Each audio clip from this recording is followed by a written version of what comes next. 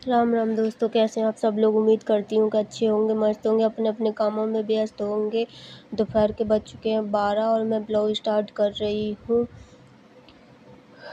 देखते देखते बस थोड़ा आराम करा था। आराम करने के बाद मैं थोड़ा काम कर रही थी। उसके बाद देव के पापा पीछे से आए, मेरी आंखें बंद कर ली। मैंने उससे पूछा क्यों मेरी आंखें बंद कर रहे हो, तो वो पता नहीं क्या लेके आए थे, मुझे पता भी नहीं था। आगे से ला के मुझको दी। मैंने कहा क्या है इसमें। वो बोले कि तेरे लिए चूड़ियाँ लेके आया हूँ और सामान चल रहे हैं, सभी लोग खरीद रहे थे इसलिए मैं भी लेके आया हूँ। मैंने सोचा कि शायद है कि देख के खुश हो जाओगी, इसलिए हरी चूड़ियाँ लेके आया हूँ तुम्हारे लिए।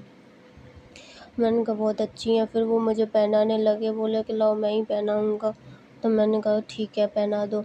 वो पहनाने लगे। पहनाने के बाद में देखते देखते फिर बोले कि एक चीज़ और है। फिर बिरयानी खोल के दिखाई दी कि कल मुझसे बिरयानी की कहा था, तो लो बिरयानी खा लो।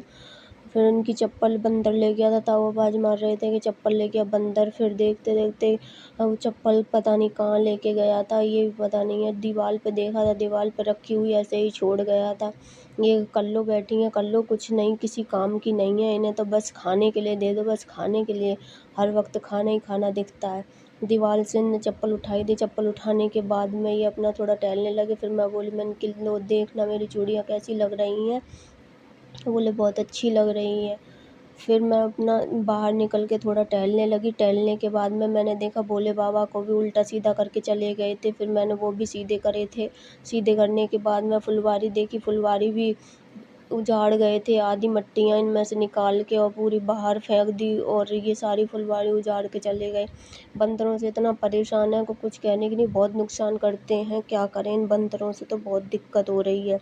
बंदरों की वजह से ही मेरा पैर टूटा था। इधर गेंदे के पौधे सारे फैला दिए थे, सारे मैं नीम के कुलचे में लगा रखे थे, उसमें से सारे नीम के कुलचे से सारे गेंदे के पौधे फैला कर उसके बाद में मैंने ये देखा कि ये वाली मतलब कंडेर की लकड़ी कौन लेके आया था। मैंने पूछा ये कौन लेके आया, तो बोले थे कि मैं लेके आया। मैंने कहा ठीक है, अच्छी लग रही है, हो जाए तब है। पहले की भी सूख चुकी है और फिर कहीं ये भी सूख गई तो और दिक्कत आएगी। ये अपना पता नहीं क्या कहते हैं ना, कुत्ते वाली खाज कभी जाती नहीं है, वो वाला इनका हिसाब है। ये अपना खुजाने में लगी हुई हैं।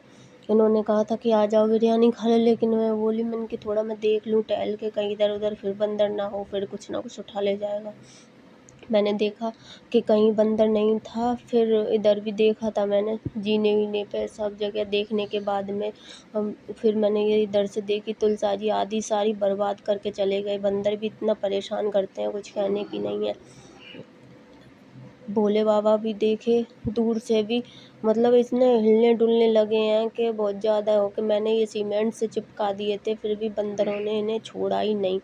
थोड़ा छत पे भी देखा, नज़र घुमा के जीने वीने पे सब पे, कहीं बंदर दिखाई नहीं दे रहा था, कोई दिक्कत नहीं थी। फिर मैं बोली थी मैं कि अब मुझे थोड़ा सा शांति मिली है, यहाँ कहीं बंदर वंदर नहीं है। ऊपर देखा तो बादल छाए हुए थे। बादलों के बाद में मैंने सोचा कि शायद भगवान करे बारिश हो जाए, बहुत ज़्यादा गर्मी हो रही है। गर्मी होने के बाद में भी इतनी हालत ख़राब थी कि कुछ कहने की नहीं। देखा तो इतनी काली घटाएं छाई हुई हैं, फिर भी बारिश नहीं हो रही है। बारिश हो जाती तो थोड़ी शांति मिलती कि हाँ लोगों के लिए भी थोड़ा शांति होती। इधर जिस लोगों के खेतों में धान वान लग चुके हैं तो थोड़ी उनकी फसल भी अच्छी हो जाए। बारिश तो हो, बारिश थोड़ी बूंदाबांदी हो के रह जाती है, काली घटाएं छाई रहती हैं, लेकिन बारिश न होने का नाम ही नहीं लेती है। क्या पता नहीं क्या हुआ, थोड़ी बहुत बारिश हो गई है उसकी वजह से यहाँ थोड़ा गीला गीला सा हो गया है।